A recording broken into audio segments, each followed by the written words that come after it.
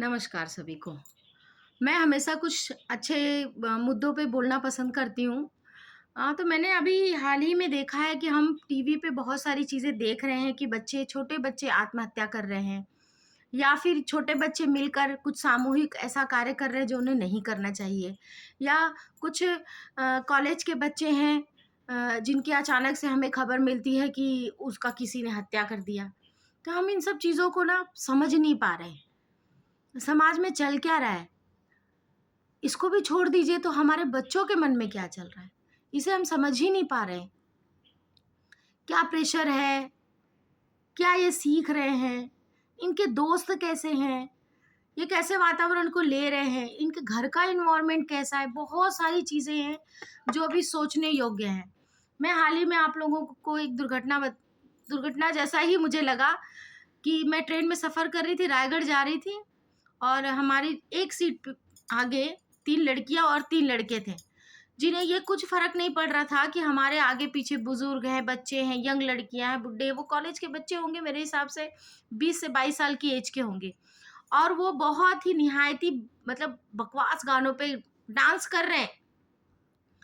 और कुछ मतलब उनमें से एक ने बोला भी कि लोग देख रहे हैं, तो किसी ने बोला दिन भर तो सब लोग यूट्यूब रील इंस्टाग्राम पे सारी चीज़ें तो देखते हैं, उसमें अच्छी चीज़ें भी देखते हैं, बुरी भी चीज़ें देखते हैं, तो मोबाइल पे देख रहे हैं तो ट्रेन में देख लें।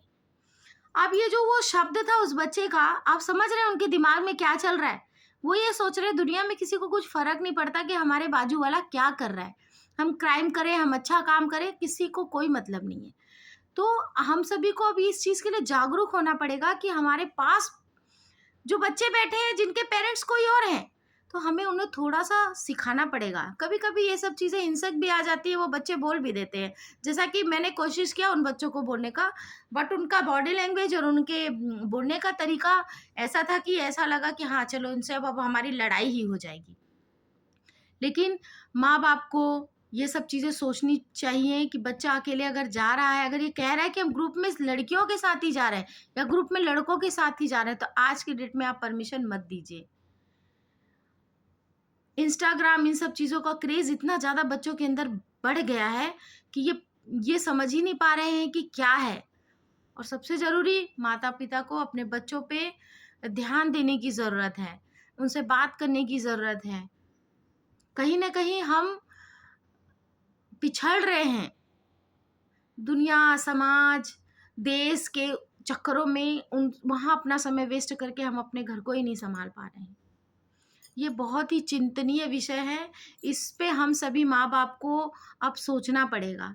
घर में चोरियाँ हो जाती हैं और हम ये दूसरों पे इल्ज़ाम लगाते रह जाते हैं कि कोई और चुरा ले गया, कौन ले गया लेकिन कभी-कभी हमारा बच्चा ही ऐसे काम कर जाता है और हम कभी समझ ही नहीं पाते कि ऐसा भी होता है? क्या बच्चा ऐसा कर सकता है? लेकिन वो ऐसा उसने किया। इतनी सारी घटनाएँ आस-पास हो रही हैं। माता को ख़ास करके जागरूक होने की ज़रूरत है कि अपने बच्चों की छोटी-छोटी चीज़ों पे ध्यान दें कि बच्चा कैसे लोगों के साथ उठता-बैठता है, क्या करता है।